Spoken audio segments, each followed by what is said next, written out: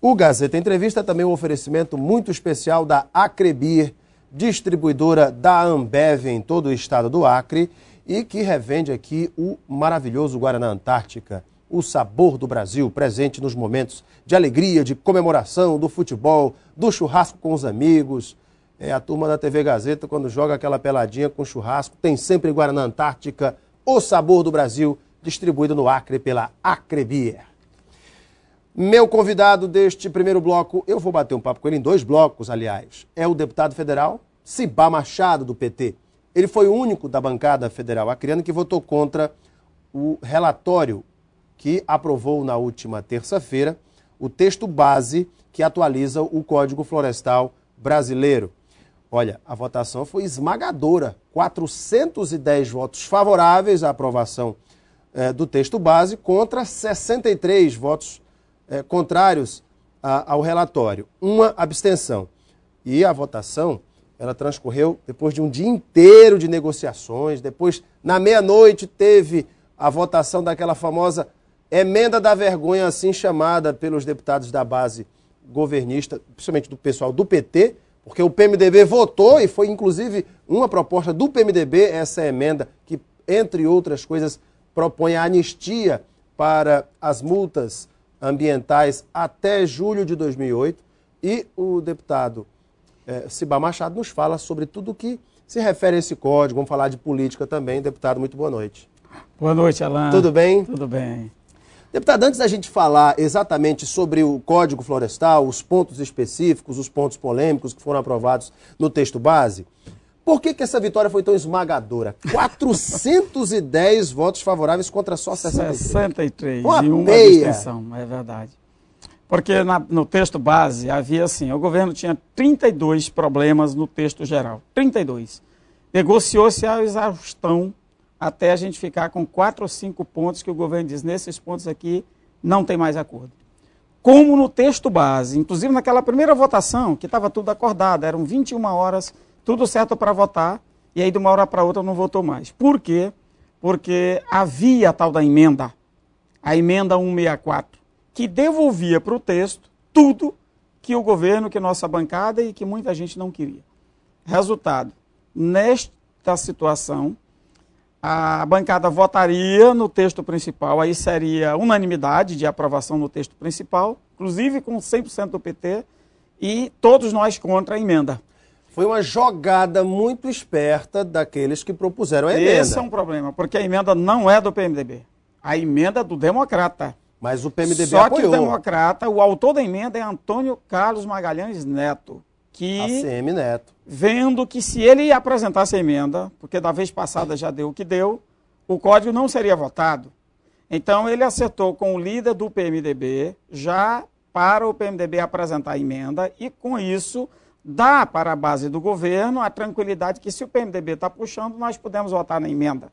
E foi por isso que o PT não entendeu assim, rachou. Foi por isso que o PT teve essa dificuldade. Nós somos 88 deputados e dos 88, 35 entenderam o seguinte: nós precisamos votar contra, inclusive o texto principal, para poder dar segurança do governo negociar no Senado os 4 pontos gargalos do texto principal. Se isto não fosse feito, se tivesse passado por unanimidade, com certeza a própria emenda 164, que é o fruto de toda a discórdia, seria também aprovada por unanimidade no Senado. E isto é muito ruim para o Brasil, para a política externa e, principalmente, nós entendemos que a economia avança na medida em que se preserva o mínimo das nossas condições naturais, de rios, de florestas, dos solos e destas coisas todas. Mas, Alan, só para você entender quais são os 4 problemas que nos levaram a tomar essa decisão.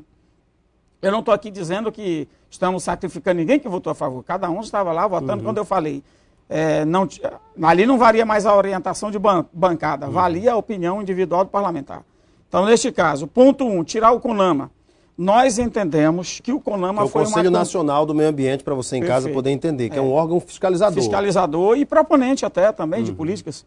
O CONAMA é uma conquista da sociedade brasileira no período da ditadura militar. Como é que nós vamos ser responsáveis de tirar uma conquista do passado? Neste ponto não tinha acordo.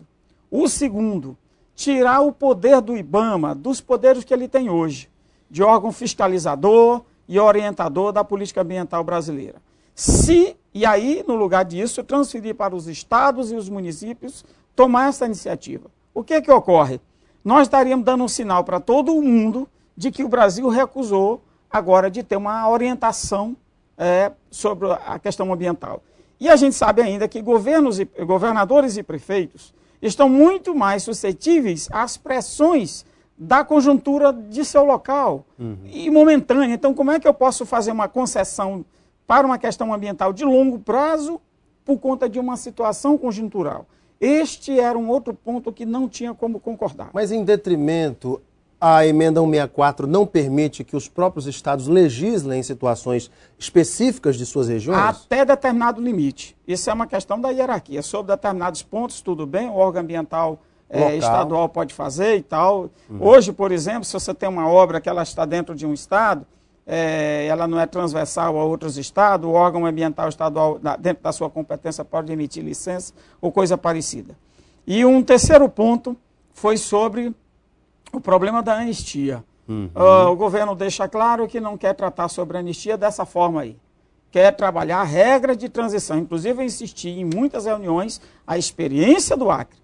Nós temos aqui uma política inaugurada pelo governo Bill Marx, que é de fazer um incentivo às pessoas que estão hoje na ilegalidade a virem para a legalidade. Quem não quiser vir é porque tem outras intenções. Para você em casa entender o que o deputado está falando sobre essa questão da anistia, vamos ser bem didático, deputado, que é importante.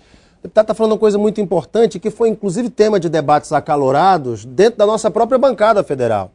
A deputada Perpétua Almeida, por exemplo, discorda de Cibá, e é uma discordância natural e muito respeitosa, quando ela apoia a anistia geral e restrita para aqueles que desmataram até julho de 2008, quem tem até 4 módulos fiscais, que varia entre, na nossa região, até 200 hectares. 250, 250, 300 hectares. Por aí.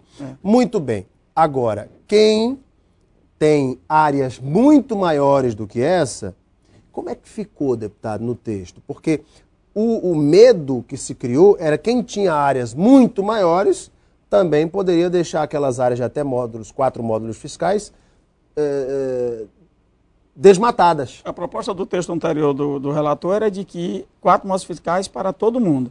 Quem só tem 4 módulos ficaria com 100%. Mas quem tem maior de 4 perdoado e teria que recompor o restante da área. E foi esse o texto aprovado?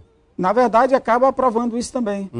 Que o governo queria o seguinte: separe os pequenos dos grandes.